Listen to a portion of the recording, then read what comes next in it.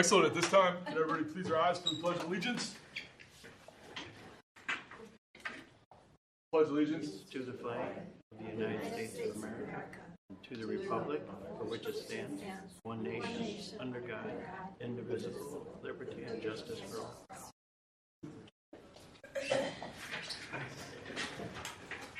At this time, we'd like to have a roll call for the meeting. Certainly. According the time opened is 6:30. Roll call. Chair Michael Wrench. Present. Vice Chair Karen Malecki. Present. Secretary Susan Lance. Excused. Alderwoman Courtney Day. Here. Commissioner Mary Remington. Here. Commissioner Owen Poborski. Here. Commissioner Kristen Stanley. Here. Non-voting member ex officio Michelle Rent. Excused. Kevin Leader. Here. Associate Planner Marion X. Here. No additional alder here. Director of Administration. City Engineer Glenn Morrow. Excused. And Dale Borchardt. Orchard. Orchard. Thank you. Roll calls. Excellent. Present Thank you. or accounted for. At this time, we'd like to open the floor to any citizens looking to make a comment. Many of you don't know me, but my name is Tony Magna. I was chairman of the Park Commission, and I was appointed in 1968 to the Park Commission, and I retired a year and a half ago after 52 years on the Park Commission. So I just wanted to stop in and see that all the familiar faces that I served with for many years are all gone except for Mary.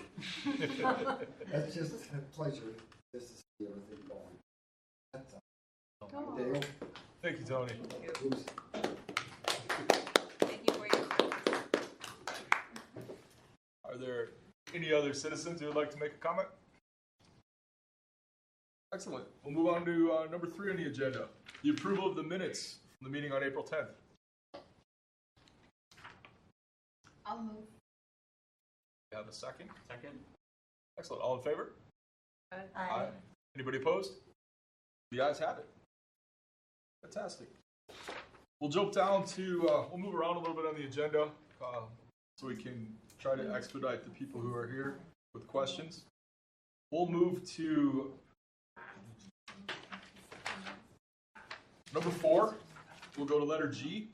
Request by City of Franklin resident Jessica Sardina for use of a 10 by 20 outdoor patio tent at Lions Legend on June 3rd for a birthday party. Is Jessica here today? I did invite Ms. Sardina to the meeting. I guess she was not available to join us after all. She did send along this information, so the commission had requested additional information about how the tent was going to be attached to the ground and whether or not Ms. Sardina had insurance information for this. So she owns the tent in question, and she sent along this information about attachment. So it's a pretty standard, like, pop-up party tent with ropes and stakes. So, but since she owns the tent, I don't believe she has an insurance policy for it. She doesn't do that. So, at this point, if the commission wants to make a decision based on the information in front of them, or ask her for more information. However, I believe her event is in June 3rd. June, yeah, so that would be before the next meeting.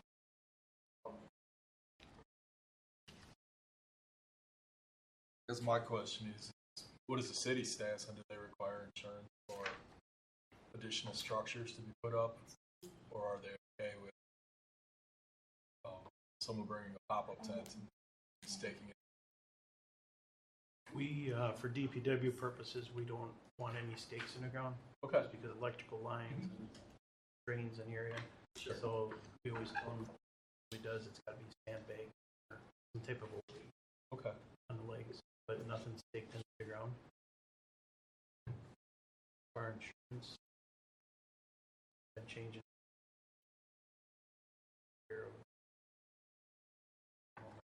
I'm not aware of a requirement. The clerk's office, do you have a comment? Okay. Does anybody, I mean, it's DPW recommends sandbagging. Wouldn't be opposed to having it. Have it freestanding or sandbag it down. Create a challenge for the owner. So those little nail things are. If they don't want anything in the ground. Correct. Are there any lines within a couple inches? Because they don't usually go down pretty deep. It's hard to say. Yeah. We have drain tiles all throughout there, and they're real shallow. It's just something we've never allowed. Sure. Any kind of stuff. They can use concrete block or some type of. I could suggestion. You can't. Powder. Oh, okay. Yeah, we would prefer that it be weighted and no stakes at all. I think it's fair to send that back to the person with the permit, let them know that DPW doesn't allow any staking into the ground. Look for an alternative method to secure. You want to issue a conditional approval then? I haven't seen it. Anybody else? Some clause where they like assume liability or something, insurance purposes. I can check about language for that, but By this is something that maybe we need to have more A discussion. Yeah. Yeah. Definitely. But is there a motion? We have a I make a motion that we approve for the 10 by 20 foot outdoor patio tent to be put up at Lions Legend Park Vernon Bragg Pavilion with the no stakes written in, and that it would be on June 3rd from 1 to 8 p.m. We approve it. I'll second. All in favor, say aye. Aye. Aye. Anybody opposed? You guys have it. Excellent. We'll jump down to new business. Letter A. Request the City of Franklin resident Ashley Cornell for the use of the pickleball courts at an available city park of Franklin for a church group to play every other Friday, 6:30 to 8 p.m., starting June 2nd and running through August 25th. Ashley in attendance. How's it going? That is me. That's good. How are you? Excellent. Good. Which, So I originally had requested for the Lions Legend Park, I believe number 2, that is. I was requesting for the 4 permanent football courts at line 2. I requested that one, I guess, I did the one night plan learn there. I'm aware that they have that's there. So it would be one less thing for my group to provide, just having that's being there automatically. Obviously, we would provide the other equipment since it's our own group dealing with it. But yeah, it's just we are a church that we're trying to gain more community with. So one of the ways of doing that is through activity groups, and I volunteer to run a ball group. I don't know the size of the group yet, as I wanted to get the location and the dates and time confirmed first before I advertised it to our church.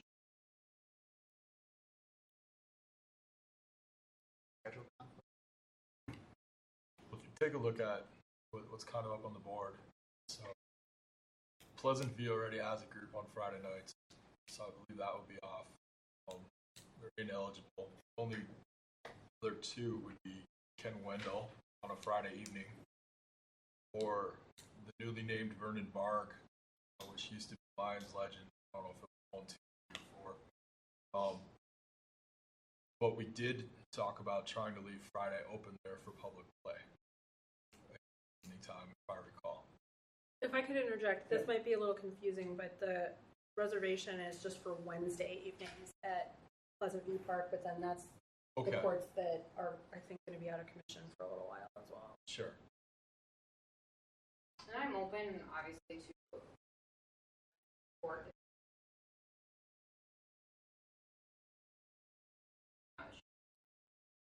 Sure. Absolutely. Is there a cost to any of your members to No. participate? And can people play into the games? Yes. Would it be open to anybody who is interested to? Yeah, absolutely. So the group that I'm actually going to be running it's called a REAP.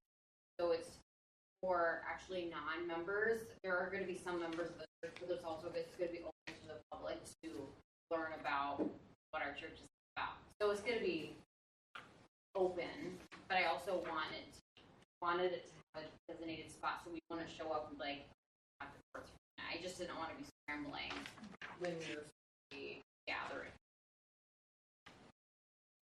So yeah, if a citizen comes up and says, "Hey, I want to play," and that way we can all then hopefully gather.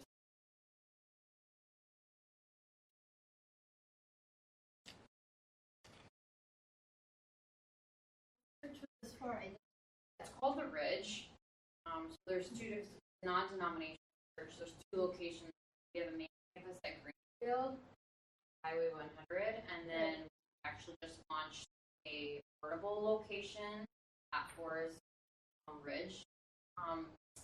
Elementary school right by IKEA. We used to have a permanent location on 27th. Have enough traffic to afford that location.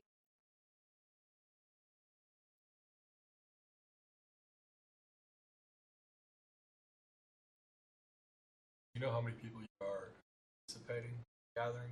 I mean, my goal would be anywhere from 10 to 15. We would obviously have max capacity. This is a new type of activity group, so I don't know what type of feedback or what I would be getting, but we would obviously have max capacity from the population.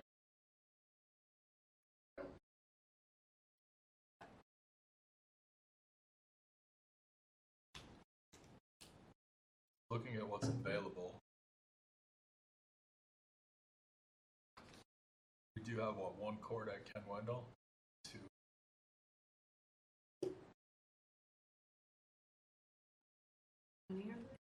But they're not with that.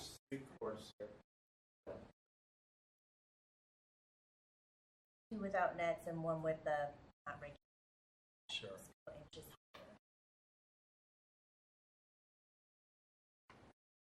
Would your group be open to bringing portable nets to use at Ken Wendell? Yeah. Okay.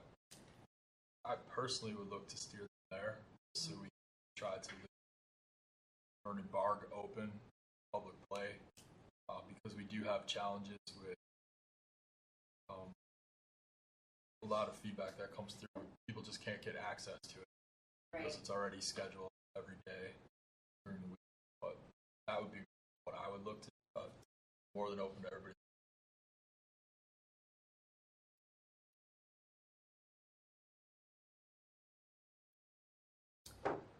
Just for background, a couple of things that we've been discussing is not having standing reservations for the whole season. This season, I think we're doing that, but we're going to be revising some of the parks documentation, right? So that next year it wouldn't be an open reservation, for somebody to like take a block. Sure. So. And we're also having some issues with folks coming home from work, and then the courts are already full, so we made an amends to meet them halfway. You're outside of that. For the recreation department, we said 5:30 instead of 5, so we gave a half an hour additional for just citizens to walk Sure. onto the court. Obviously, if you took all 4 courts at Vernon Bragg, that would be 16 players. Then, knowing pickleball, you're going to need at least another 4 to keep them rotating, right? Sure, when we're talking about courts, because there's 4 pickleball courts in tennis size, right? Correct? Yes. So you would have 16 players, and then you'd need at least, so you're talking 20 people, keep all 4 of them full. So perhaps it might be more logical, because she said 10 to 15, that they would have 3, and we would have 1 court that was open. Is another compromise, right? Because the other tennis court doesn't have nets. It is marked, double marked though, for pickleball. But then that citizen would have to come and set it up, and it doesn't have the wind shields. So if it was a windy day, they would struggle with that a little bit. I do like your idea, Ken Wendell, because we do have those courts really heavily reserved for the whole week, right? And then Friday is the start of the weekend. Maybe that's when people would really want to get out on the courts with their family at that point. So it's something.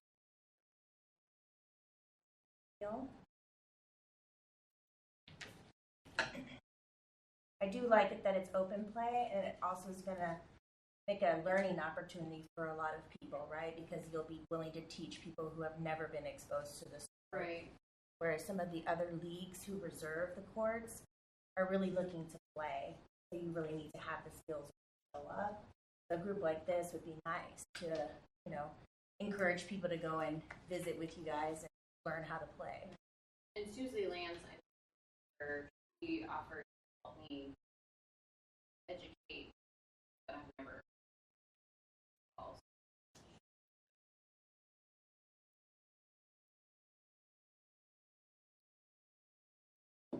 I don't know, I think it's private. Like I said, I'm open. I'm not originally from Wisconsin for about 5 years, so so I don't know all the parks yet even. So I'm open to suggestions.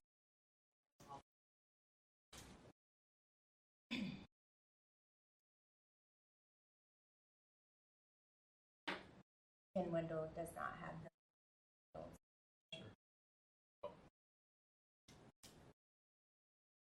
and requires the church to have put up, you know, buy the nets and then store them.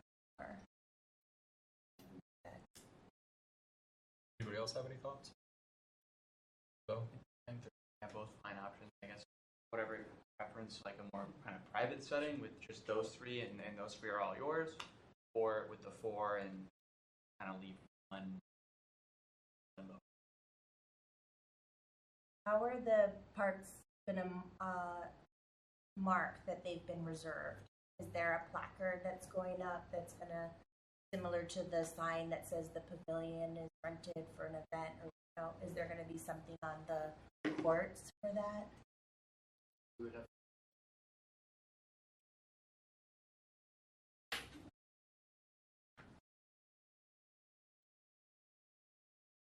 Well, it's more like Yeah. setting or the burn barks. So I'm not familiar with the Vern Park either. Bark is what we're calling legend.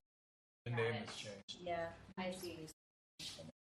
And Ken Wendell is Back. Firehouse, used to be Firehouse, Rawson, North Cape. Okay.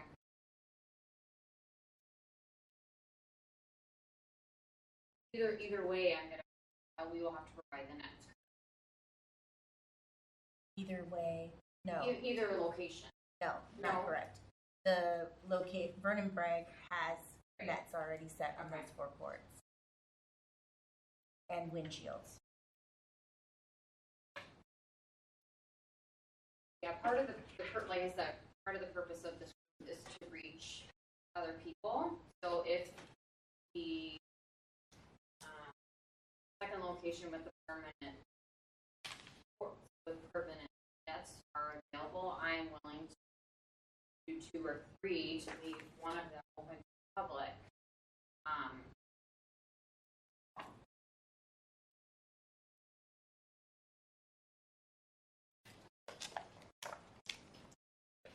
haven't seen it here down.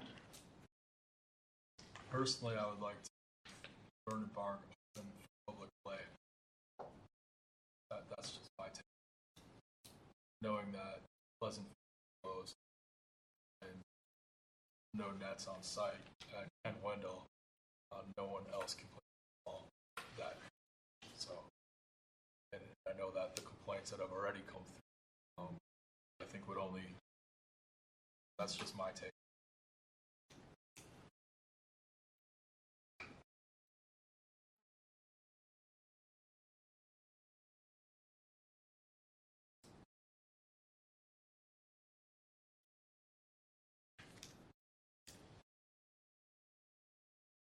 Motion or? I'll make the motion that they be allowed to use the pickleball courts at Ken Wendell on Fridays, 6:30 to 8, June 2nd through August 25th. Oh, every other Friday, that is, too. If you go over there and look at it, you'll like it. Oh, I'm sure I will. I just I'm not familiar with it. Yeah, I provided. It doesn't actually line up exactly every other Friday. There's a had to switch to get back to staff, but I provided that in my little letter. The dates are June 2nd, 16th, the 30th, July 7th and 21st, August 4th, August 18th, and August 25th. Eight Fridays.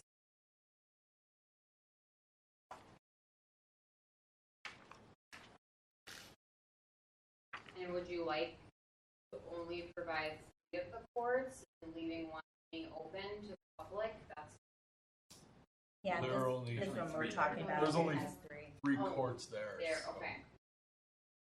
They'd have all of them. All right, unless you just want 2 and leave 1 open. Yes, sir. I just have a question. If more citizens come in and request to reserve the courts, is the commission just going to keep on? No, I think we're done. I mean, we talked about this back in February. We took all permits in March, and I thought we're done taking on more, but we continue to have more come up. I fear that we're going to have other groups that play in these leagues that are going to try to come in to reserve more and more time on their own, make sure they have a block, or continue to utilize the courts for their groups as extension. So I would say that we're no longer taking requests moving forward. But Okay, so then we need a reservation schedule at each park, wherever something. I would think it would make things. And we're just going to put the dates of this group, reserve the following dates, and that's how it's going to work. I just want to know how to lay it out so it's clear to everybody. The frames I make in are designed for 8.5 by 11 sheet of paper. So it can't be a big elaborate thing anywhere. So I just want to keep it real simple, and that's all it's going to be. Yeah, I would attach the. This is what.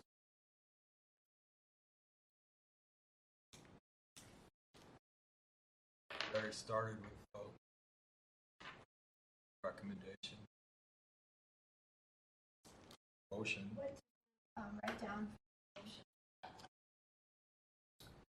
Request by City of Franklin resident Ashley Cornell for the use of the pickleball courts at Ken Wendell for a church group to play every other Friday from 6:30 p.m. to 8 p.m. Dates would be, and then you rattled them off.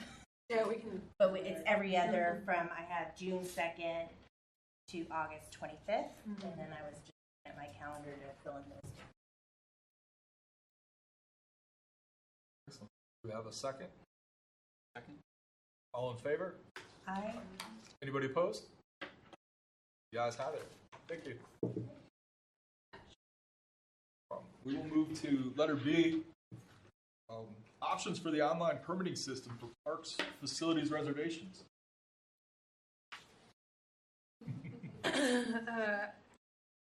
Okay, so this commission has discussed a desire to have an online permitting system, and staff very much shares that desire. So at this point, the recommendation that has come out of all of those discussions has been a product called RecTrack. So I think the main thought process that we're having here, there's a few different things to think through. But one is that there's a couple different departments that are responsible for permitting processes, but it's mainly the clerk's office. So Nicole from the clerk's office is here to answer any questions you might have about how permitting works and what that looks like and could potentially look like. And then we need direction from the commission in order to pursue this in greater depth. Because this is, at this point, it hasn't risen to the level of having a specific direction about it. So again, this is the only piece of software that's been specifically discussed. We very briefly went and looked, and there are other products available. But I know the county uses this, the Franklin Rec Department uses this, etc. So it's basically a scheduling tool, and that is as far as I got. So what are your thoughts about this?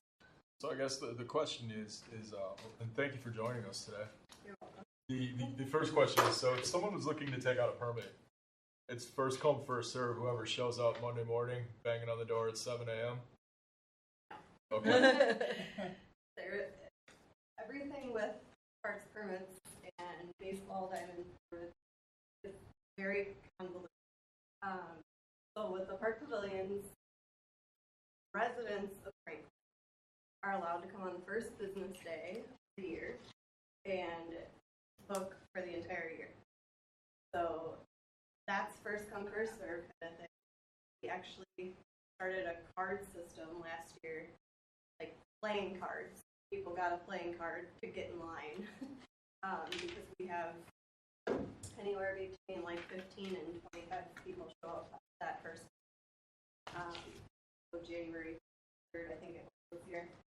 And so that handful of people will sign up for their day and their place that they do every single year. And then it opens up to outside of Franklin residents April 1st. So during that stretch of time, Franklin residents are booking, but as we get closer to spring, people start thinking about graduations and stuff like that and booking. We get very busy during this time.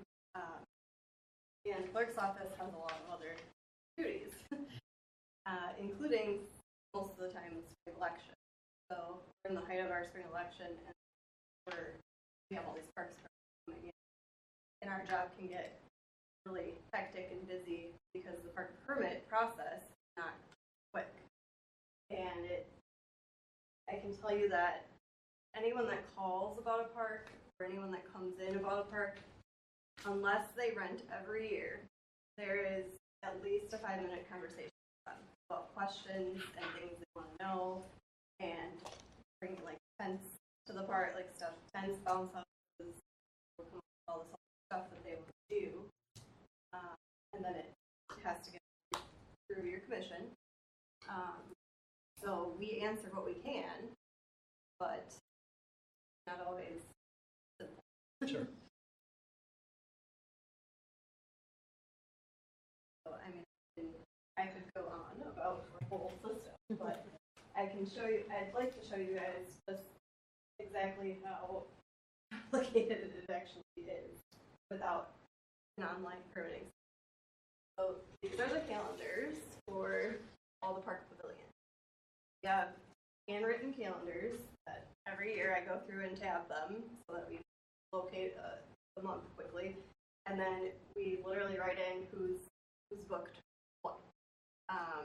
So that's, you know, as a computer system, there's error involved. You know, if we happen to be in the wrong month or whatever, then that could go to double rentals. Then on top of the pavilions, we also have the baseball diamonds, which we're doing right now because that season started.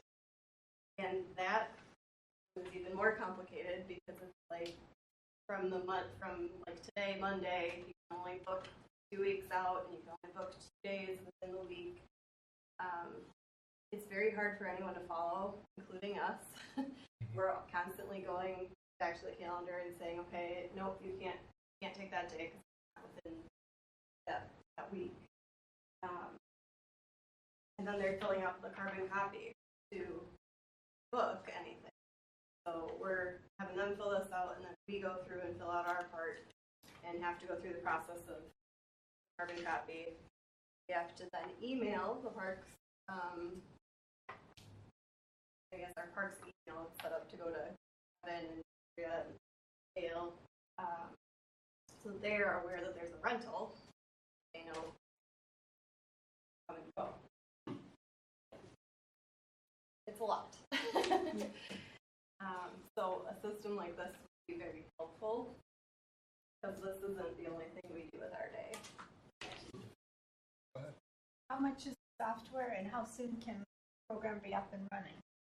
At this point, I haven't been able to elicit a bid from this company because we would need to go talk to them about like what the actual parameters of our use would be. So this is again, at this point, we're looking for direction from the commission, like to go talk to IT about potentially adding this to the budget and start that process.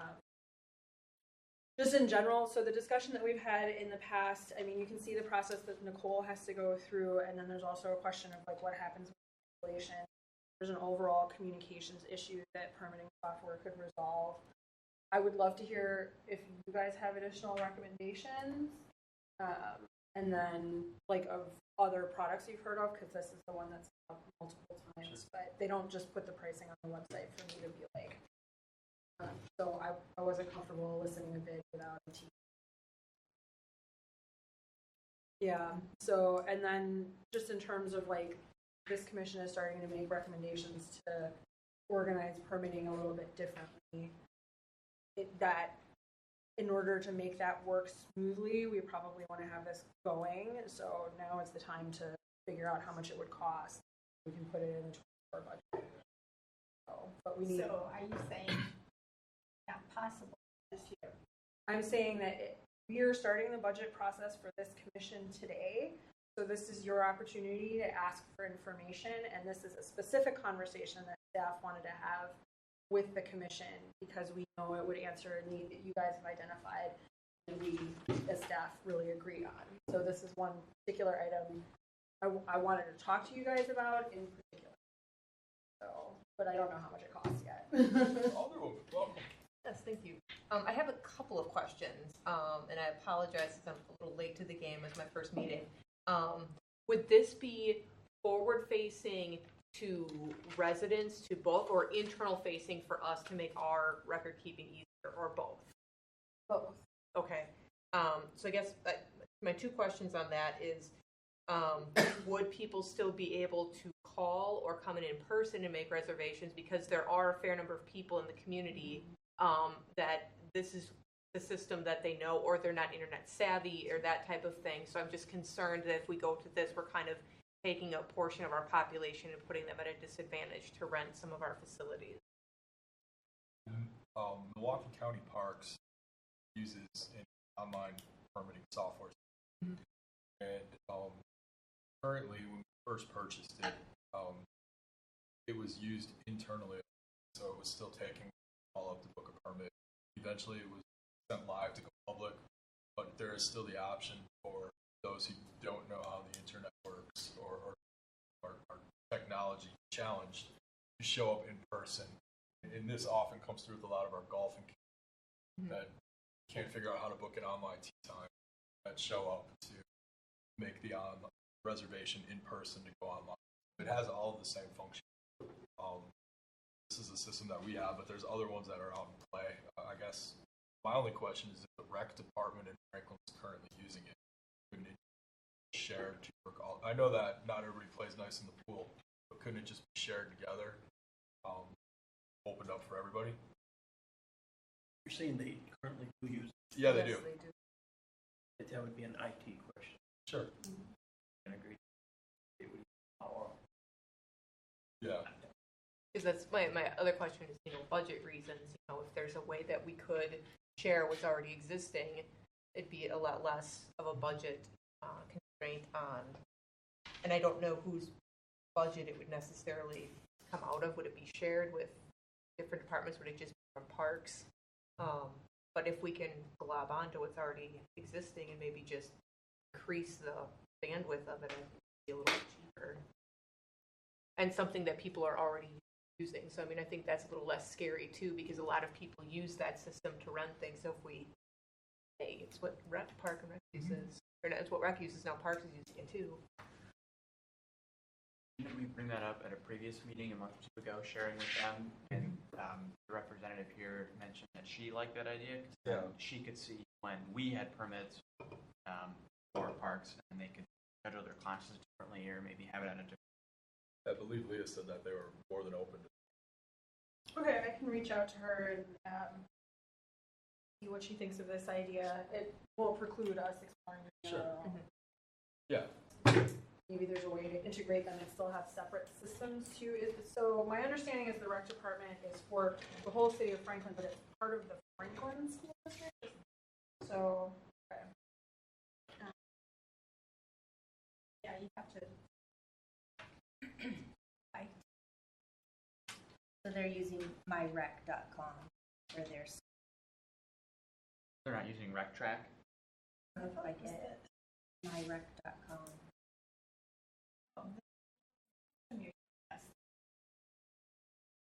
For the Franklin Park Education and Department website. The website is showing myrec.com. That's what.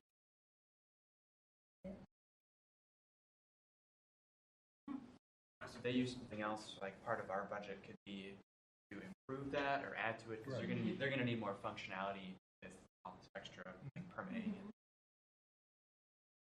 Yeah, at this point, I mean, we're not making a particular recommendation about what type of software to use, and we're open to suggestion. There's, I just want to have a few options that have already been proposed when we approach it.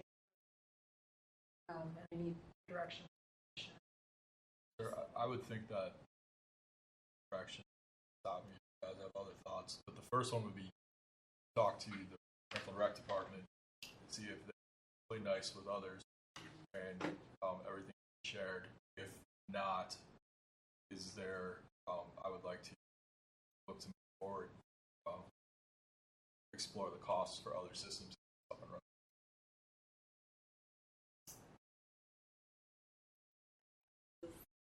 More than willing to continue to do the process. None of our permits are online in the clerk's office. We do a lot of different permits, and none of them are actually on. We're working towards getting some of them with our BSNA program that we use in the clerk's office to do the permits. But I think the park stuff is too complicated to put it on BSNA, where people could actually do it themselves. You're wrong about that, but it seems a little complicated for that system. BSNA is not set up to handle that kind of. Yeah. But so we're more than willing to continue doing bookings. I know there was, I think it was the last meeting that it was brought up that next year you guys want to be in pickleball courts, and I'm not sure that we can take on that as well as the baseball diamond and the parks. It's just, it takes up a lot of our day. I didn't bring it with me, but I tallied the number of phone calls we had last week for parks alone, and I'm not exaggerating when I say each phone call is at least 5 minutes long. People have questions. I think I have over 20 tallies from last week, just my own phone calls. That doesn't include the other two ladies that. There at one point was all three of us were dealing with a park and phone calling for parks. So something's needed, whether it be a person that helps with that permitting or a system that can minimize what we have to do with it. Excellent. When you're talking about a person, are you talking full-time, limited term, or seasonal kind of employee, something part-time? Yeah, I mean, I think a part-time person would work well, and I think you could, you'd have to talk to a few different departments, I think, but they could be full or part-time all year. Like I said, we do a lot of different permitting, and some of it is in our office because of one reason or another. Parks is one of them that kind of fell back into our office. From my understanding, it was at DPW at one point. That change of people there and stuff, it ended up in the clerk's office and stayed there. And then we do burn permits, the fire department's thing, but for the centralized location, we're right here by Treasury payment. So, I think you would get great use of a part-time person around.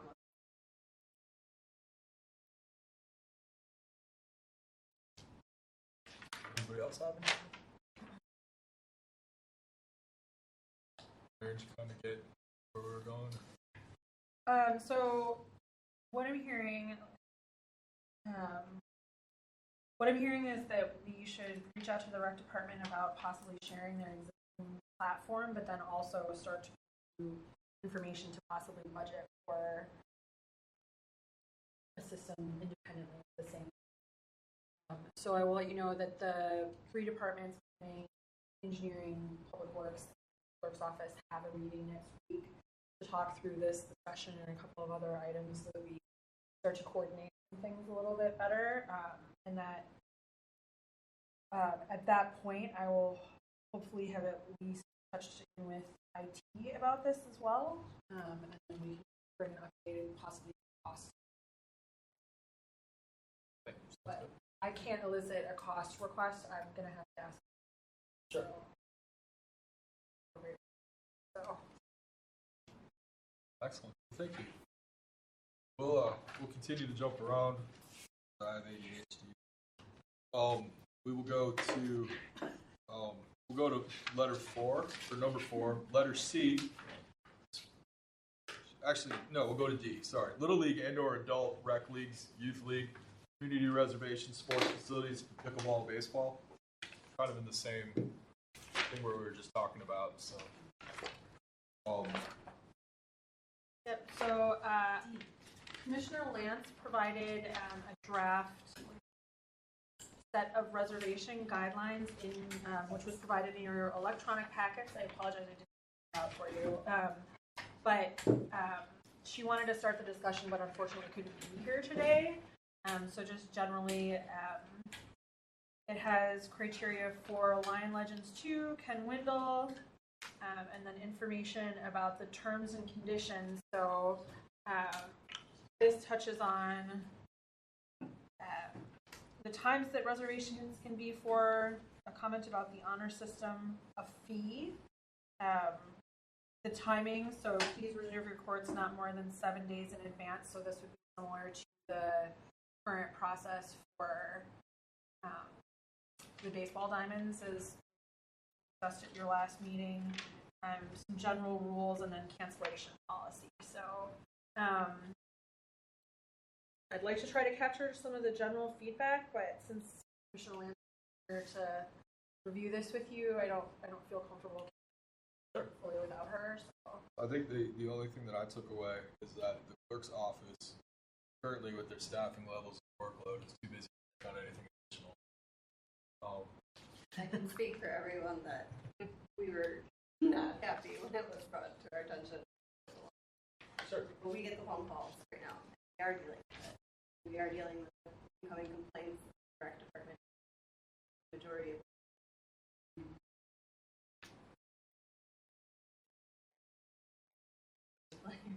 plenty of phone calls and people sending calls to Marion.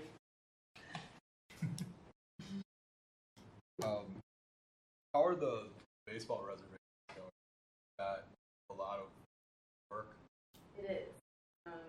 And the coaches, not all of them can be there Monday mornings. And so there's some frustration with them as well because they're not there Monday morning. They don't really get a spot or get to pick, their park or Kevin has talked to our office about it. Thought that it might just be better to kind of organize on their own. Costs that we're getting from them really isn't covering Dale going out there and getting the parks ready. We had a lot of rainouts recently and we had to reschedule. And that's difficult because in that 2-week period and it's been raining. They can't, I mean, there's not anywhere to reschedule.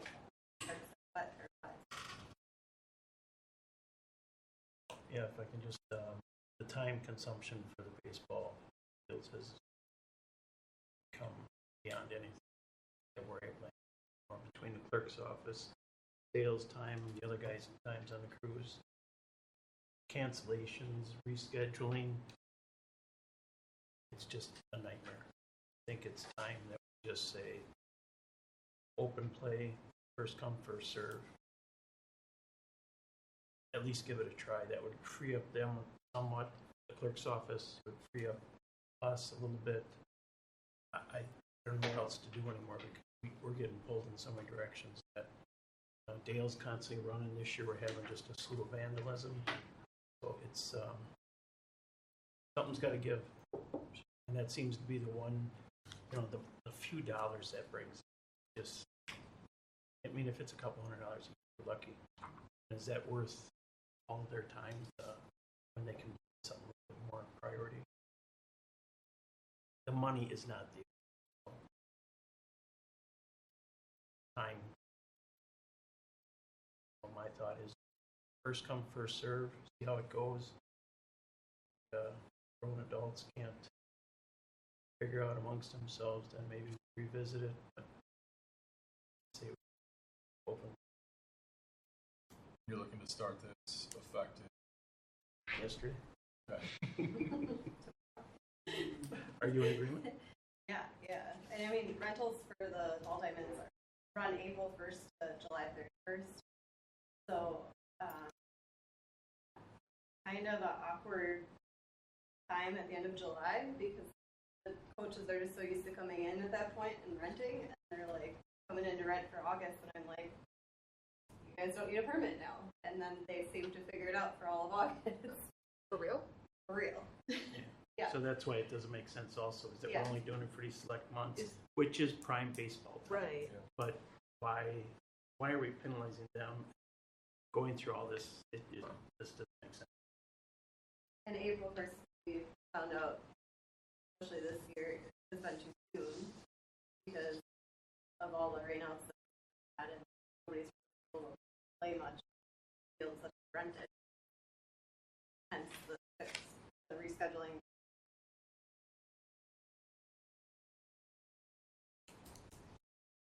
We want to look to say like starting June 1st. Open.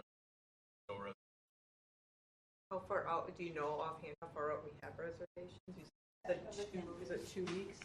So is that, They can only go 2 weeks out. yeah, so if we started it from whatever that, because I think, would June 1st be? Are we within 2 weeks of June? Yeah. No. Are we? I don't know. No, Within today, 2 weeks? Today's the 8th and 9th. Yeah, so June 1st is actually a good day, because that gives us, Gives you some gets time. all the people that already have it reserved. And it gives you 2 months to try it, and then if it doesn't work, we visit it. Like 18th is the date we start. Do we collect any revenue when it's just open like that? No, you don't. No. Like it's so minimal. But we're saying that that's not even. Because it's only $4 or $6.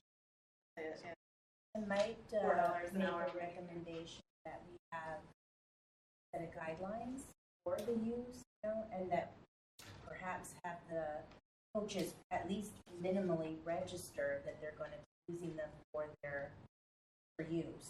You know what I mean? So like that way we have contact information of the people who are using them. So when it changes, hopefully go to a system where they make reservations.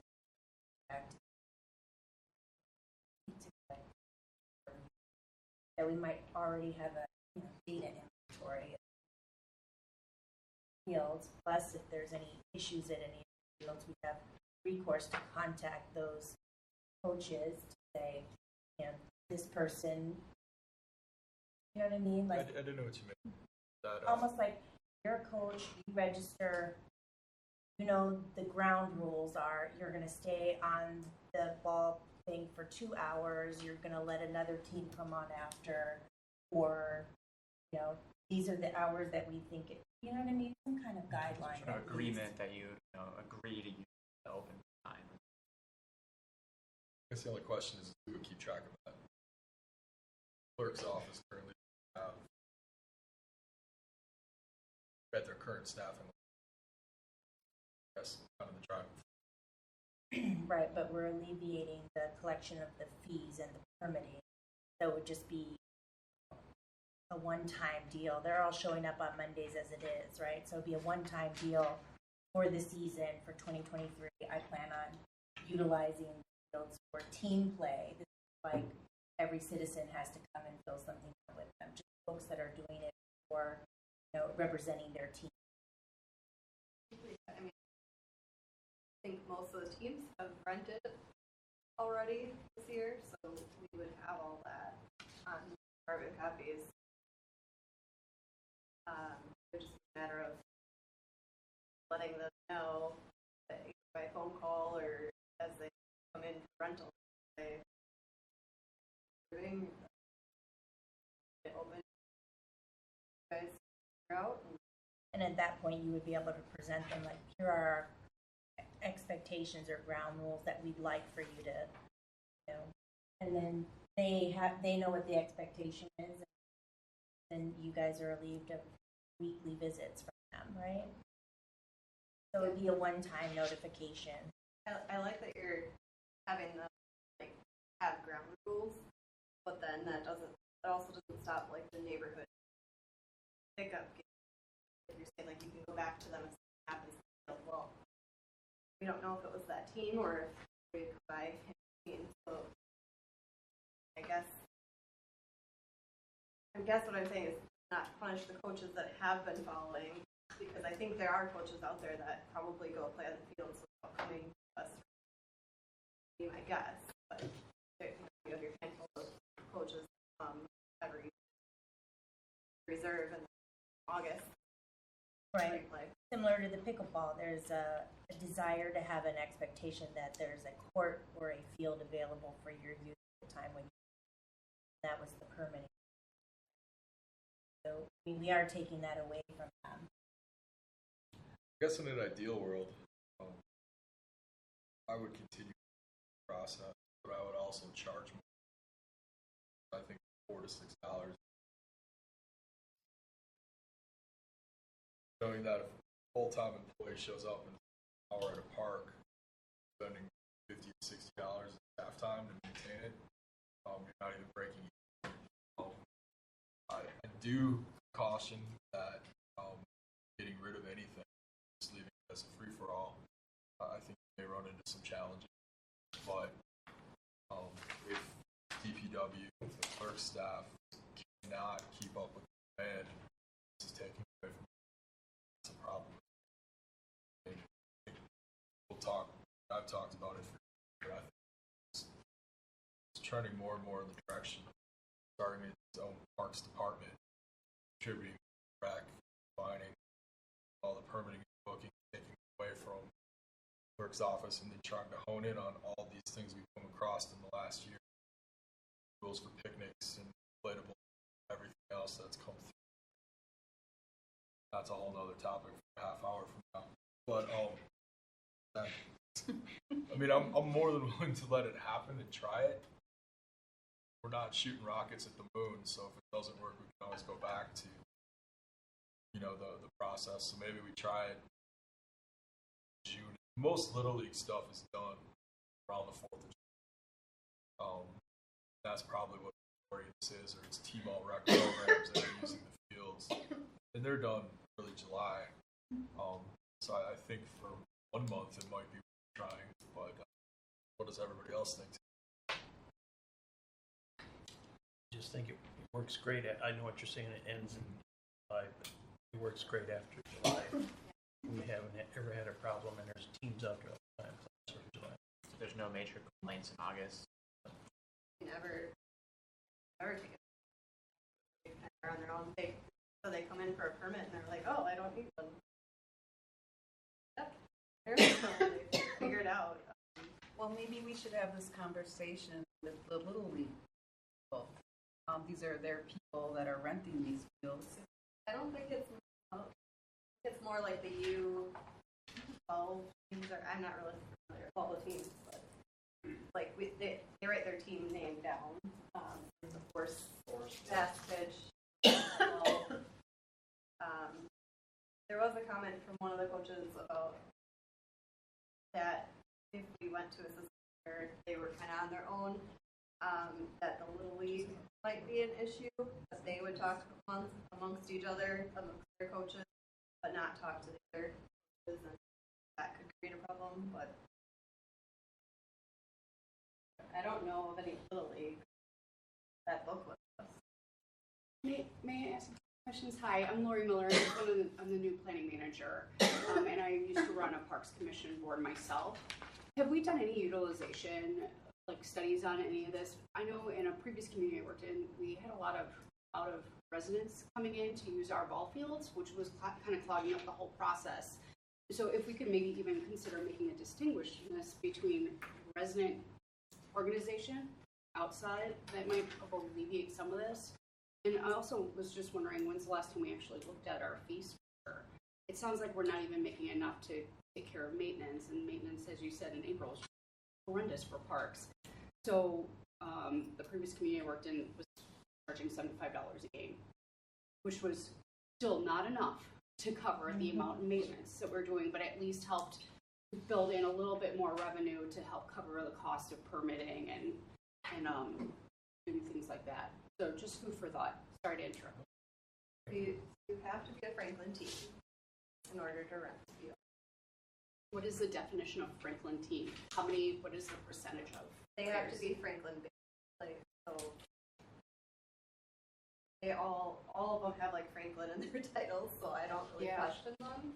But yeah, just kind of Franklin based. I know with Greendale and stuff. And as far as the fees, like, I agree, they are going to charge fees. They should be more. But that still doesn't get us another person to take care of the fields, and then you're charging more fees. Dale can only do so much in his day. His day isn't just baseball, you know, and that's just like us with our rental. So if you're going to charge a bigger fee, coaches would expect that the field's ready to go, and that may not be the case. Two pieces of information in response to that. This commission briefly they raised fees in 2020 for pavilion rentals, but not for facilities. And then in terms of a utilization study, the comprehensive outdoor recreation plan, as we've discussed, is due for an update. We've had separate conversations with the health department and the planning department about doing those kinds of evaluations of specific facilities, how people are using them, how it would relate to their overall health goals for the community and what the collaborative project would look like. But that project has not advanced discussion. So as we start to revisit the purpose, we will want to have a clear picture of how people are actually using the parks, but at this time that data does not. So it's mostly anecdotal. The exception is Kayla's Playground, where there is a crew of volunteers. That is the busiest park probably a lot of the time, and they do track on the weekend. So some of that data is available, but it's not. It would only pertain to the pavilion that's rentable. So.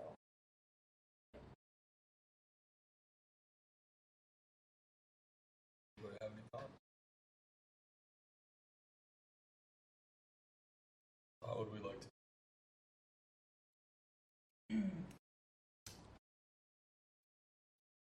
Sounds like we're looking at a temporary fix for this year, so we have to that idea.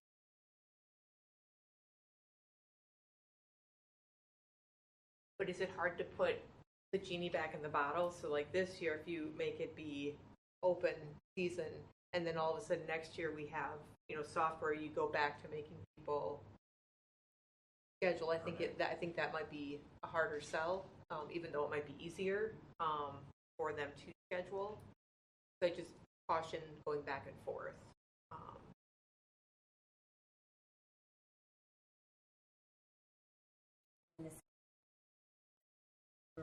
We're renting it out in bulk, and then our intention is our court. Where we've already opened it up and already having to get some kind of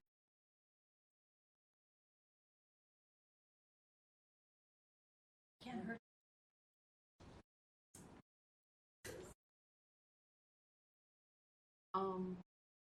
I don't agree with letting people just go there and renting them. You're gonna have parents, doesn't work that way usually.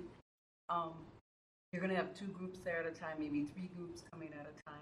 They're gonna go past they don't have any rules that they have to follow, so they can just be there all night if they want. I don't think this is a good idea, just let them play. And I know it's hard for the city clerks and stuff like that. I mean, they do it after July. The coaches talk. A lot of them, there's a husband and wife duo. They have their own team. There's a vacation team. They're not like out. I mean, they work it out after July 31st every year. So. And they do have the Franklin Fall Ball schedule. So they're saying they don't reserve any fields for fall ball. Oh, there's rental. Does Little League stop after that? You said Little League doesn't always communicate with the rest. That's what a coach that is not a Little League coach told me, that because the Little League field in Franklin is not available for practice use for the Little League, which is crazy to me. But so they come and they rent all the other fields along with fast pitch teams, U12 and stuff. So what that coach was saying is that he didn't think that the Little League communicated better cause problems amongst the Little League, the other coaches, rental. And if you guys feel like you need to move forward with this season, I mean, we're in the middle of it. It's what it is. And hopefully we can come up with a system where now the clerk's office, I can tell you, will not mind taking on pickleball courts if we have a system that makes things process quicker and people have the ability to do most of it themselves, that we're not going through all these steps. Rent a park or having to figure out the schedule, because we really use paper calendars every year. That's. I know Dale has big frustration with the parks, the diamond, all diamond. That was last week or 2 weeks ago, all 3 of the 4 were underwater, and we had several rentals that were happening that day and the next day. They go and play on it, and more work to up to week. I'm not sure what the right, but if you're letting them just use it, it's the same problem. You still have to. There are teams out there that don't do this. There's teams that do go out there. The only thing that this gives them is the ability to say, I have a permit, the field is mine for the next hours. That's what it's doing. Otherwise, after July 31st, they first come, first serve, and that is.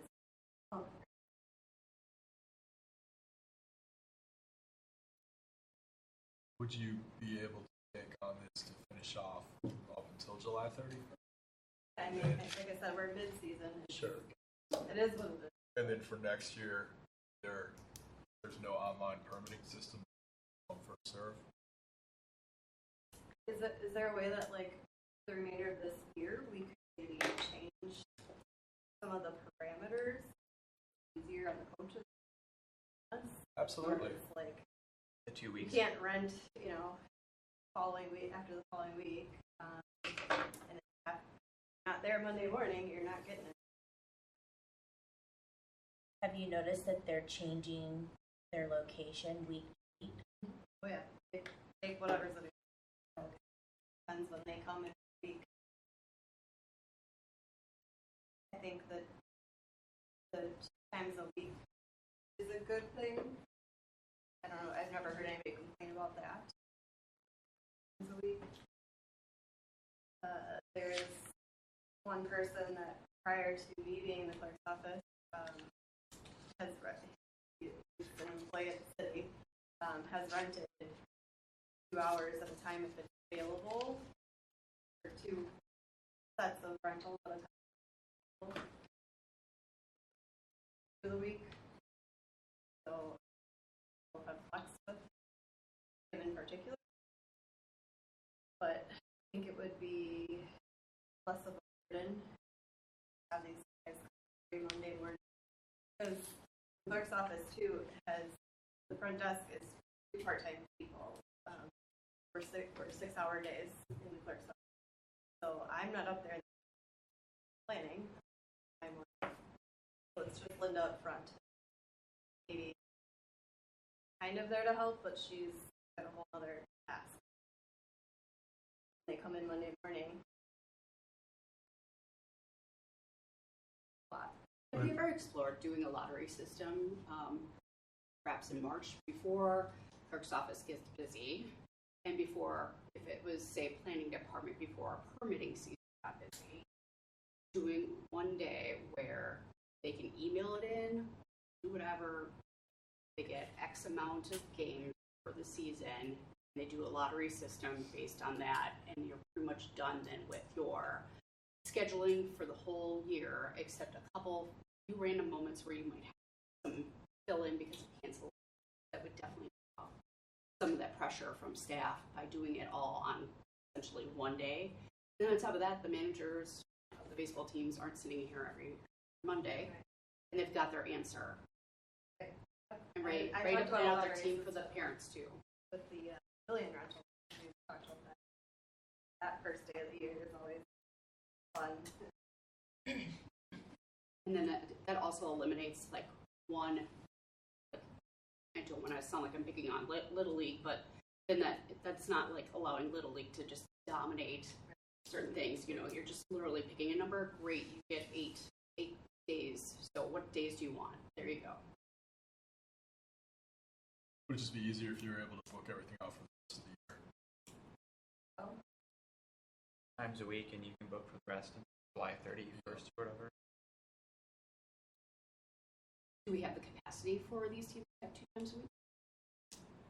Yeah, Currently, we yes. have 4 years.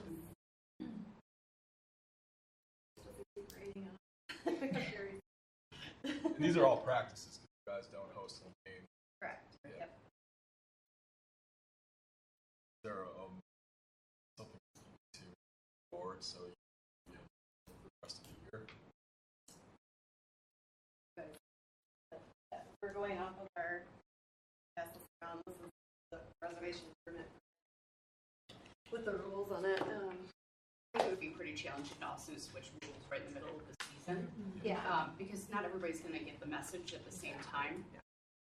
But I think that's something that would encourage for next season. Set up a game plan, do advance notification, know who is typically renters. You can send out a letter at the beginning of the year, January 1st, saying, hey, we're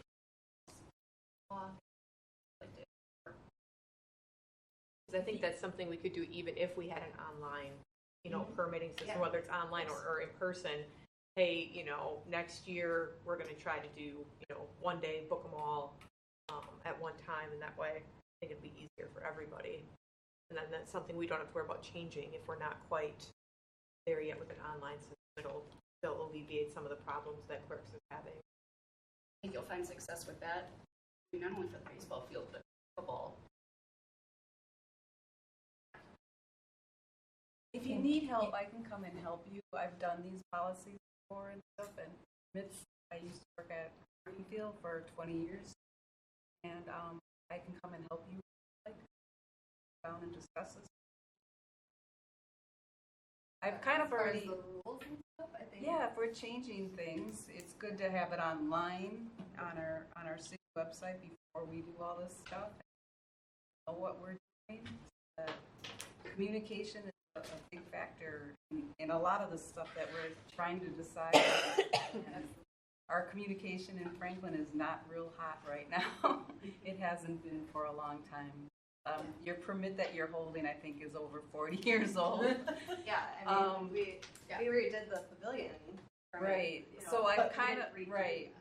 So I have already done something, and it hasn't gone far or whatever. So I can show you. We can just go through it and see what works for you guys and what works, you know, for us as a whole and stuff like that. So a little bit of policy changing is really needed in here, and communication. I think, 'Cause- you know, the clerk's office just kind of got thrown into doing the permits. Those have nothing to do with us. Correct. And the unfortunate part is there's so many different departments involved with, you know, if we have any questions that come up that aren't something we can answer because it doesn't have to do with us. Right. I've called Kevin, you know, a handful of times. He's already done with work. Because we can't reschedule. Right. Without asking permission. This is okay. Can we reschedule them to the date? And that becomes very frustrating too because people are involved with it. I think the clerk's office would like you guys as the Parks Commission to decide what you want to do with permits and stuff. And I think an online system is going to really change that too. Right. You're going to need to do a whole. With the online system, because Greenfield had RecTrack also, there is a learning process in this. It's not like you're just going to turn it on and it's going to be, oh, Take care, Tony. fantastic. There's a little bit of a learning process in this. And I think you can just get pieces of it that just handles permits like this. Like there's other, like the rec department has like probably the whole version of it, but there's like a smaller version that handles just the permits. So that's what we for. So yeah, so I can come and get together and start nailing this out because this as this group, there's not enough time in the day for us all to sit here and go, well, do you want to do this and do you want to do that? It doesn't work that way. So I think we need to see what other rec departments are doing, you know, and together that way. It does sound like Commissioner parameters for next year's. Right, and I shared her what I did with mine too. I gave it to her. So any questions that you had I already had answered them in what I did. I just didn't share it with everybody yet. So yeah, so interesting. So you have to work together to get this stuff. We want to make it easier on you. We don't mean to overwhelm you guys. Yeah. So I walked into the clerk's office already. They were already doing the process. So, right. I came to it a little bit. It's a lot of departments involved. It's unnecessary. Well, for instance, when it's online like that, Franklin really doesn't have, like, I don't think the clerk's department, you don't use credit cards yet or anything, right? Like you have a system for credit cards? Every permit we do out of our office is not available online for people to complete. Carbon copies of everything. Mm-hmm. And they have to come in to payment. The planning department's a little bit different. When I work in the planning in the morning, I can get checks from people or I can get them an online link to pay online for most things. They have to come to Treasury, either pay by credit card or check or cash. And then credit card is the it's all handwritten, carbon copies. We have a lot of permits. This is right. 1% of what we do, except that it takes up more of our time. Right. We have a lot of questions. A city this size really should have a right. parks department. Right. And at least one full-time person. And what I was working on that you probably haven't seen is a thing that's like a thing of the parks that they rent, so you can go online and look at all the policies, all the rules.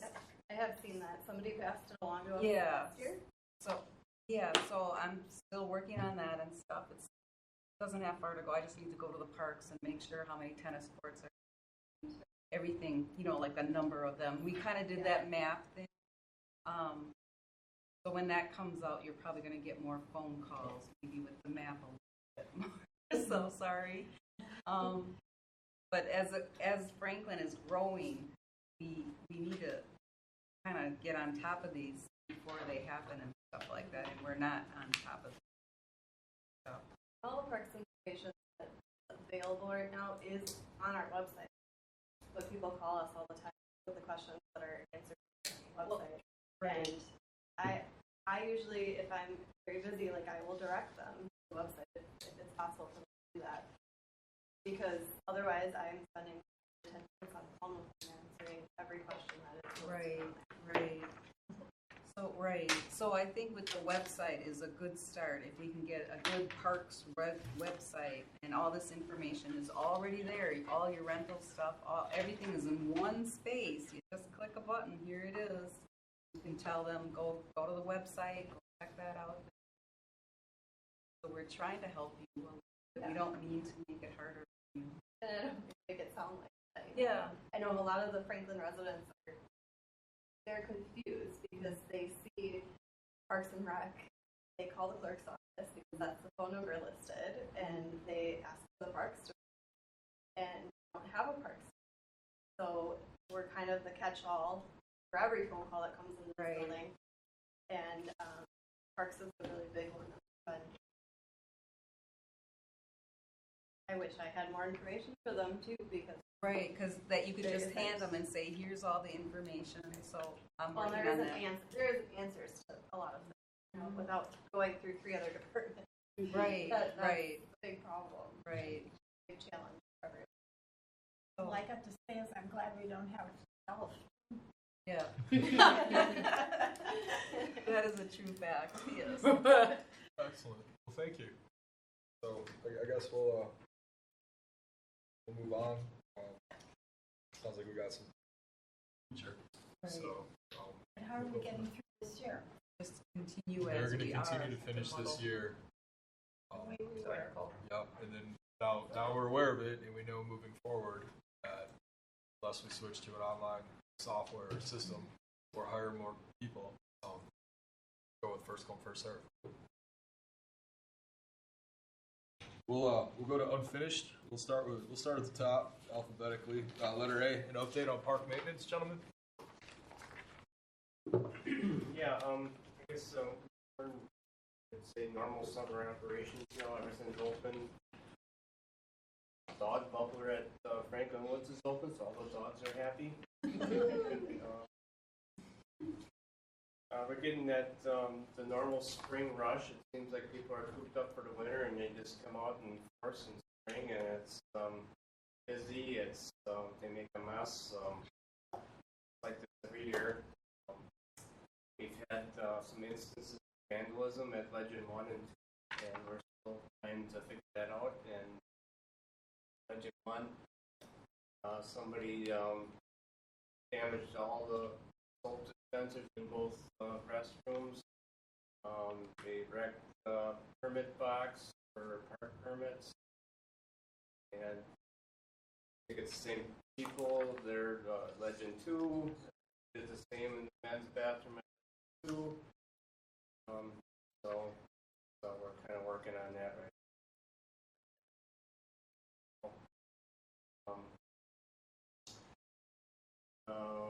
Along with that, the other night there was a big group of people at Legend 2.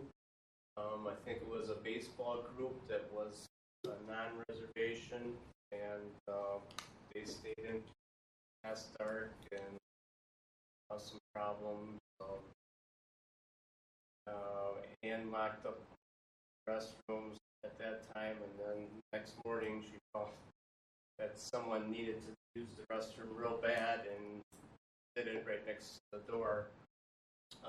So there's a lot of crazy stuff going on right now, and hopefully it'll die down.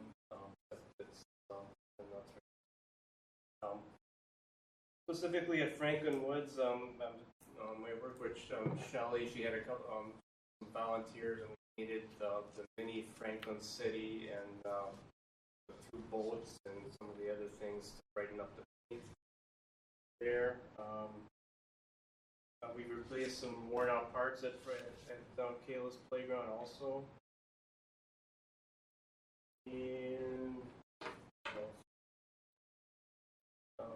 pickleball windscreens up at Legend 2, so that's all set to go. At Pleasant View, they've ground down the asphalt down to the base. The pickleball courts, redoing the pickleball courts. So that's in process right now. At which park? Pleasant View. Okay. The pickleball courts are doing. They took that all the way down to the base and doing the asphalt. Market Square, we're trying to do some fix that up a little bit. There's a wedding planned on May 20th. We're painting it right now. Hopefully we can. I don't know if we'll get the shingles done by then, but we're gonna work on stuff.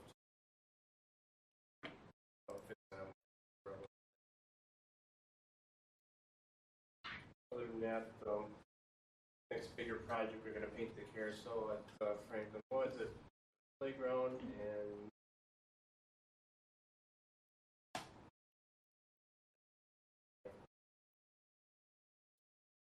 There's a sign at the end of the bridge, that legend. I was going to take a picture of it and download it, but it's all bubbled and packed. And at the end of the bridge, going across the bridge, that legend. on the Legend 2 set, or the no, Vernon Mark.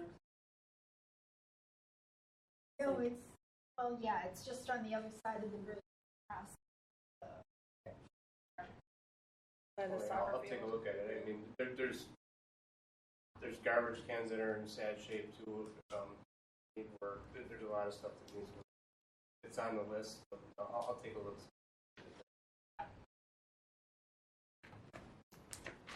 I mean, once the summer starts and daily cleanup, that takes several hours, and if it's one person or 2, the list is long, and you don't make a big dent in the list. So try to prioritize things. The most important thing, safety is always first. And then after that, it's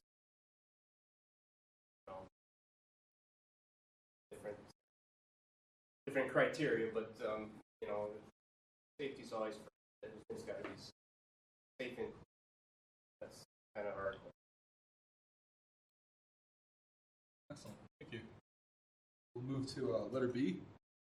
2023-2024 budget, Parks Commission request for information on personnel additions, capital outlay fund needs, equipment revolving fund needs, street improvement fund needs, and major capital expenditures to be made with borrowed funds.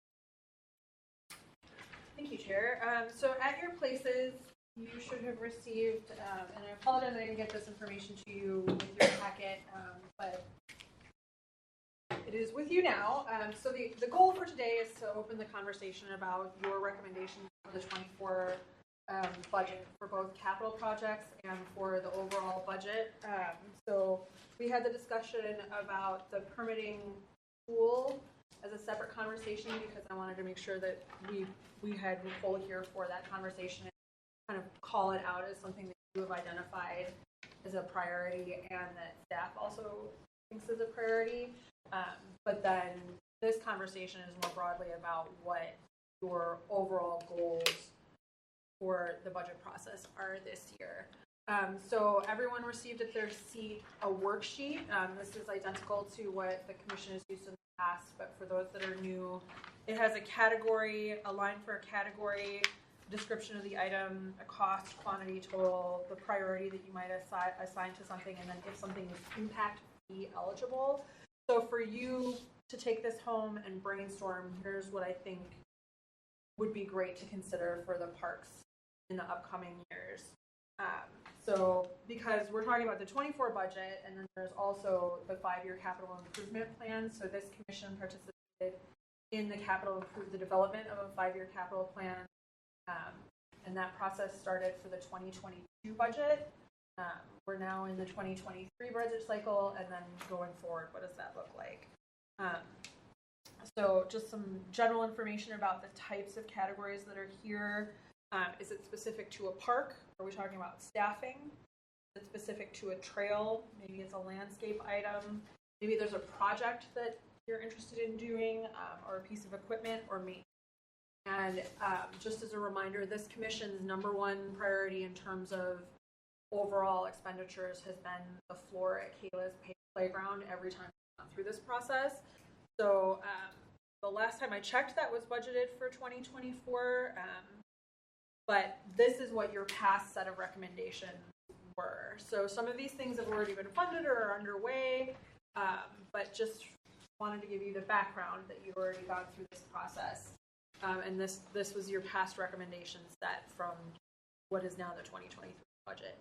So Kayla's Playground, the new water tower park site preparation. So this work has already been done. They went in and removed a lot of invasive undergrowth and started to restore the site. Do we have that page? This is, no, not in your packet. So, and I can send this presentation out after the meeting, but this was in your memo from last year. So I'll be preparing a memo about this, but right now I just want to get your juices flowing. A snow machine, this site plan for Water Tower Park. So that at one point we were considering this $700,000 amount to start to develop the site plan. I don't think that's going to happen this year, but that was the recommendation. Revised signage citywide, which has already been done. The purchase of the new Southwest Park. So that was the recommendation. That was the result of your parkland acquisition study. And that occurred in 2022. The ice rink also happened in 2022. Baseball grooming machines were not funded. There was a little bit of funding for park decorations, but that didn't get off the ground. You have reorganized the funding for tennis courts so that financing went towards the surfaces as opposed to creation of new courts. The pickleball center, this was your recommendation. This is an amenity that is proposed to be part of the Southwest Park, so unlikely to happen in 2023, but was one of your recommendations. The dog park, the gazebo came out of the budget last year. Fitness equipment, a skate park was part of the Southwest Park discussion as well. Frisbee golf, model airplane facility. So we're starting to get into some of the citizen requests too. So the Frisbee golf course, model airplane, which there's the existing facility in the county parks, but they do need to relocate. And then the tennis court surface there. So these are the past recommendations. You had 2 new requests. So in 2022, there was a discussion about the Bank Shots All Abilities basketball facility. And so Ms. Krusovic did provide this 2022 price list for different types of facilities, sort of the cream of the crop being a $40,000 facility. And there are different options for this. And then we also talked about this fitness court facility from the National Fitness Campaign. So this would be partially grant funded by the National Fitness Campaign, but then the city would have to identify funding out of the general fund as well as matching donations from the community that's available. So these are the 2 requests that you've received over the last year. So when you're thinking about your wish list, these are wishes of the community as well. So those are the 2 amenities. Just some other things to think about. The Southwest Park, having purchased that park, there needs to be some priorities set and decisions made about how its development is going to work. So the recommendation was to purchase the park and land bank it while we do site investigation and figure out what's feasible there, what makes sense with the adjoining conservation areas, etc. And then the Ryan Creek Trail planning, and we've done all of that planning. So now it's time to move on to what are you actually going to do with the facilities. The Parkland acquisition study, for some of you were here for that process. The city produced a study. So there's a column in this worksheet for impact fees. What that is that it's a fee that's assessed against new development, new residential development in the city, so that those residents are kind of paying it forward for future park facilities. And so new facilities are eligible for that kind of funding in addition to the match from the general fund. So it kind of makes it easier to develop new things. That money cannot be used for maintenance. But broadly speaking, this commission and the Common Council made the decision to do the Southwest Park purchase to begin the planning of the Ryan Creek Trail. Moving forward, there will be additional funds that have to be planned for and spent down. And so what does that look like? We went through a whole study process. We had a consultant assist us in the previous round. This iteration is something we could do in-house or not, but we should probably iterate this again because there's several $1 million that we're looking at having to spend over the next 5 to 10 years. And then the comprehensive outdoor recreation plan update as part of the comprehensive master plan update. Those items were funded in the planning department's budget. However, because of the staffing constraints, we haven't moved forward with them. And you had asked a question about it, so it is within your purview to make a recommendation about it. So it's there. And we talked about the online permitting system. We've touched a little bit on the need for additional personnel, either for administrative work or for parks maintenance. And just, I mean, this right now is just a worksheet. So whatever ideas, things that you might want to talk about as a commission, or it's all fair game. So my goal with this is I distributed the paper worksheet to you tonight. And then, so just a reminder that I'm going to email it out as a spreadsheet, as an Excel spreadsheet. Excuse me. But if you could get it back to me by June 2nd, of course, you're welcome to bring materials to your next meeting. But if you want me to compile everything, I'm going to be drafting a memo to talk about the next steps and what your ideas look like, the status of impact fees, get a financial update, etc., so that we can start to move into the budget process. So this is basically your first crack at this.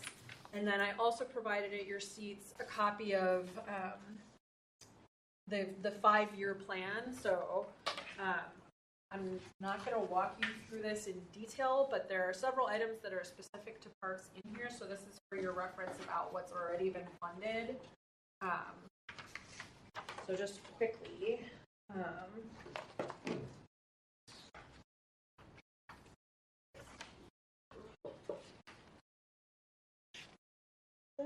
there's a couple of different categories. I apologize that this is itty bitty. But if you look at the second column in these tables, it lists what department it's for. So you want to look for things that are specific to parks. So it'll be DPW parks, plain old parks. Planning has the comprehensive master plan and corp update. That's it. So that's there for you to refer to. So do you have any questions off the bat? Comments, suggestions? Yes, sir. I just like to make a comment. I didn't mention in the parks maintenance, but I do inspect Kayla's floor every day, looking for cracks that turn into holes, and spend at least 3-4 hours a week patching holes or cracks before they turn into holes. Sometimes more, depends on traffic, whatever. So it's still a high priority. I don't mention it every meeting, but it's a lot of work over there and trying to keep it from falling apart. Thank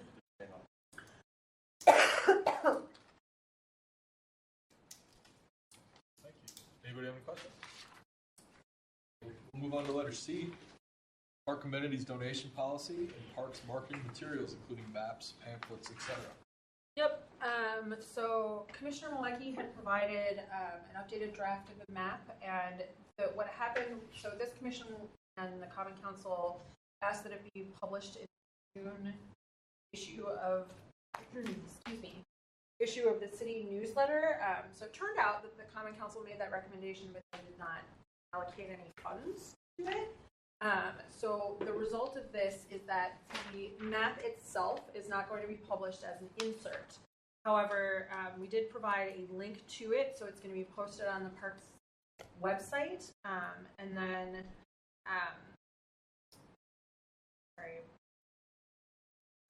so it's going to be posted on the Parks website, and then the URL and a QR code will be published, in the newsletter this time around. If it is something that you want to request funding for 2024, you now have your magic worksheet. So we can get started on that process. With regards to the other materials Commissioner Malecki mentioned, as I said, we have an upcoming meeting internally to start to review those as staff in greater depth, with the goal of getting the overall informational pamphlet. I think probably the next should move forward so that we can consolidate information about the parks. So I do need to follow up with you just to make sure that I have the correct version of this map to post on the website. Okay. So that's where all of that is now. Okay. What kind of funding is required to get map? Because it's a full color map and a special insert, the city administrator's office does not have additional funds to do that. What would the additional funds? What kind of funds are we talking about? The cost of the printing. What? Cost of I know. How much is that? It's sizable. Because I used to be the health officer for Franklin, and we would do color inserts in the newsletters, and it's several thousands of dollars to do it because it goes to every household. So it's the printing cost, and then the extra. There's a tiny bit of an upcharge on the labor for putting it together when there's extra inserts.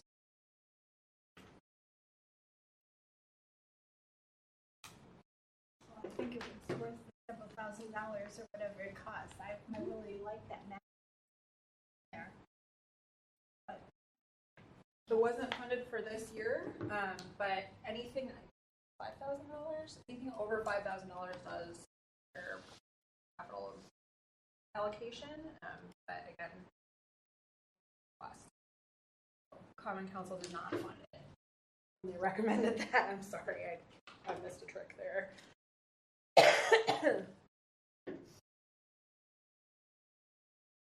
Well, as long as they put a thing that links it to it and stuff, and if people are reading and they want to see the website, QR code, fine. And someone writing something that it's going to explain what it is. Yep, there is a blurb that's going with it. Courtesy of the Franklin Parks Commission, check out the new City of Franklin Parks and Trails map on the city website with the URL. Scan the QR code. The map includes city parks as well as Milwaukee County parks located within the city of Franklin. It also contains a map key, a list of amenities, and sites pavilions available for rent. The map is printable as an 11 by 17 document. The summer just around the corner. Don't miss out on all of the beautiful parks and trail areas the city has to offer. Beautiful. Good job, whoever wrote that. Yep. I like that you put the size of the print, because when we very good. Right. So that's that it's put in there very. Mm-hmm.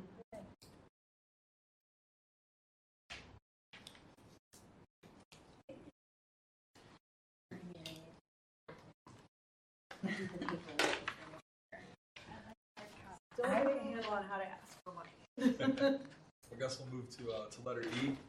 Draft ordinance to add municipal code section 18348D to prohibit use of city park pavilions without proper authorization. So this item is City Engineer Morrow sent this of ours. He's stuck in Indiana, and he let me know that this is anticipated to go to the May 16th Common Council for their feedback, and then would be on the next agenda for their responses. That was direction.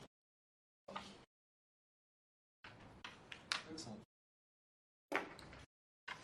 We'll go to letter F. Request by City of Franklin resident Ken Solis to conduct an invasive species weed out at Franklin Woods Nature Center. Yep, so this item is outstanding. I owe Mr. Solis a revised volunteer form that I've been reviewing with the city attorney, but I don't have an update at this.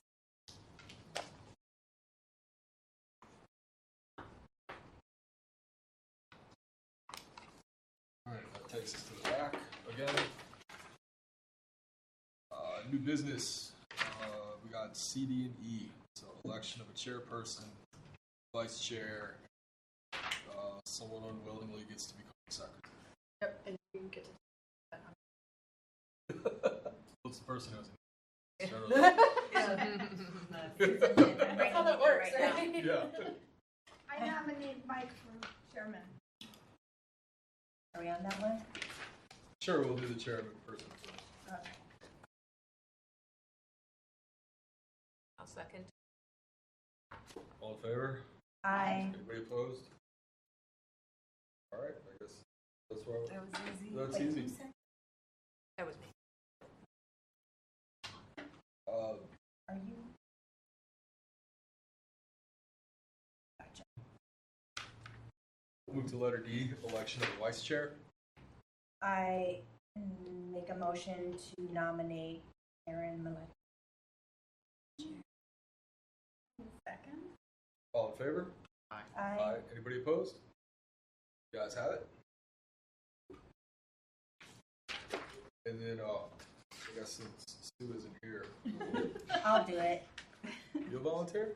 No, I mean, I'll do it to nominate her. She can't be mad at me. She can't be mad at you. There we go. So we'll appoint her. Good. Oh, she's an appointment. So then we'll appoint her. And if she has a problem, she can talk to you. I love that. Go That's for easy. it. Chair appoint. Right there. She should have been here then. Yep. Okay. Excellent. So the next meeting on the agenda would be June 12th, I believe. Yes. Awesome. So, fantastic. I make a motion to adjourn. Second. All in favor? Aye. Excellent. Well, we'll see you guys later. Thank you.